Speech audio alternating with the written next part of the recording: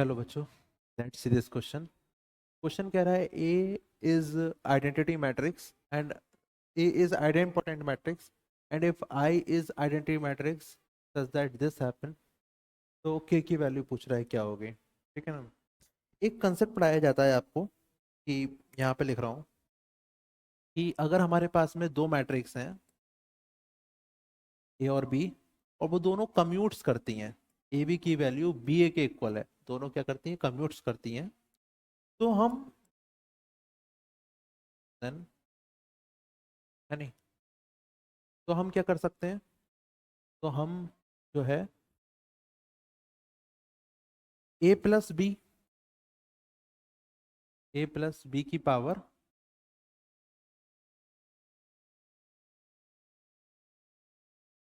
है नहीं, ए plus B की पावर, या फिर ऐसे कहो कि अगर ए और बी हमारे पास में बी, ऐसे समझो बल्कि कि अगर हमारे पास में ए और बी दो मैट्रिक्स हैं, अगर वो कम्यूट्स करती हैं like A B is equals to B A, तो हम बी प्लस ए को कैसे लिख सकते हैं, एन जैसे बायनोमियल में एक्सटेंड करते हैं वैसे लिख सकते हैं, N C zero, like N C zero B to the power N minus zero A to the power zero, है ना, जो होता है ना वो general formula, N C one B to the power N minus one A to the power one, होता है N C two B to the power N minus two A to the power to.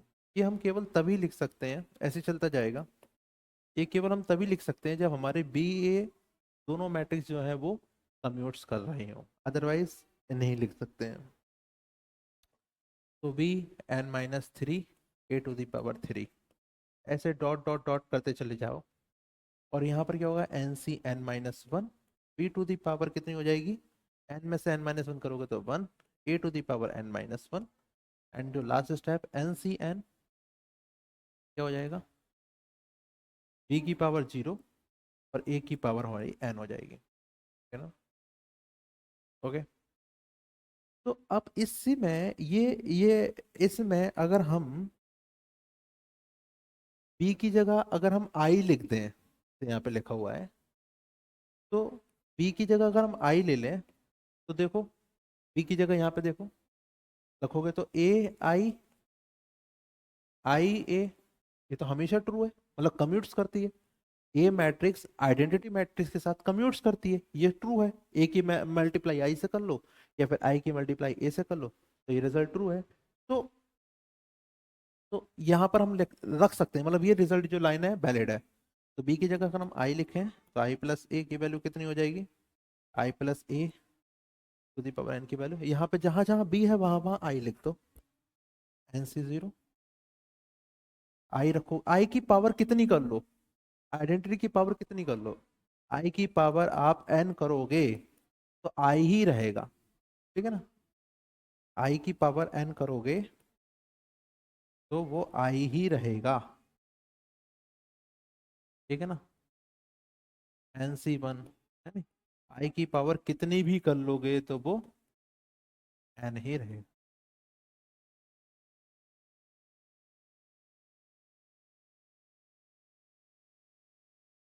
ऐसे चलता जाएगा। तो अब जरा आई की power कुछ भी करोगे तो आई रखेगा, वैल्यू डाल दो, आई प्लस ए एन, यहाँ पर एन सी जीरो, आई की पावर कुछ भी करोगे आई रहेगा, और ए जीरो से मल्टीप्लाई हुआ, ए की पावर जीरो का मतलब आइडेंटिटी मैट्रिक्स, तो पहले तो एन सी जीरो ही रहेगा। यहाँ पे देखो एन सी वन, आई की मल्टीप्लाई कुछ भी करोगे तो आई रहेगा, और आई से ए की मल्टीप्लाई करा तो ए आ गया।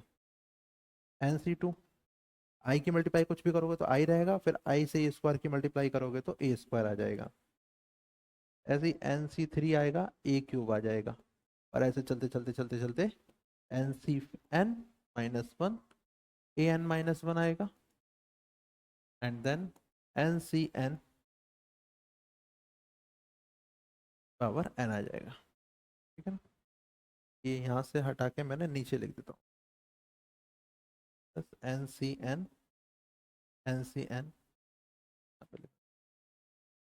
Plus N C N minus one A N minus one plus N C N A N. ठीक है, आई प्लस ए की पावर एन की मीनिंग ये हो गई हमारे पास में। अब क्या होगा, अब समझो जरा कि आइडेम्पोटेंट का क्या रोल है यहाँ पे। जब समझो, अगर हमारे पास में एक मैट्रिक्स आइडेम्पोटेंट है तो ए स्क्वायर की वैल्यू ए हो जाएगी।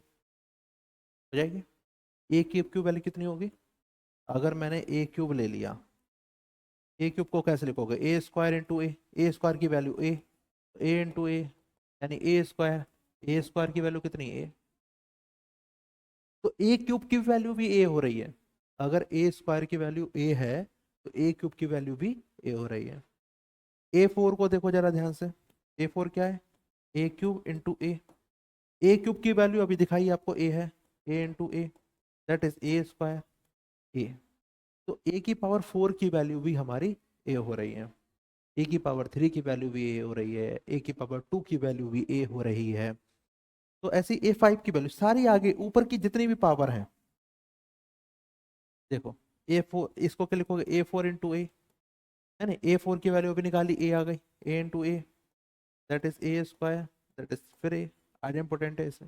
तो अगर कोई मैट्रिक्स हमारी आइडेंपोटेंट है तो A N is equals to ए ही होता है फॉर एवरी एन। कोई भी हम नैन ले लेंगे तो ए ही आ जाता है।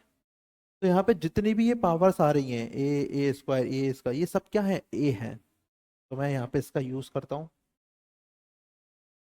कितना हो जाएगा? देखो, एन सी जीरो प्लस ये कितना है? एन सी वन, ये ए हो गया। एन सी टू, ये ए स्क्वायर की जगह ए हो गया।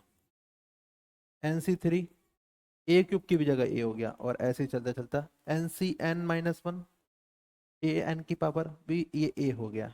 एन सी एन, ये भी हमारा ए हो गया। सब में बच्चों ए कॉमन ले लो, एन सी जीरो की वैल्यू तो वन हो गई, और ये ए कॉमन ले लोगे तो क्या बनेगा? N C one, N C two, N C N common ले लिया, ए बाहर आ गया। और इसकी वैल्यू तुम्हें पता है, N C one, N C two, N C n, इसकी वैल्यू आपको पता है। तो ये तो हो गया one plus two n minus one, यहाँ पे टू, इसकी वैल्यू होती है टू एन माइनस वन ए।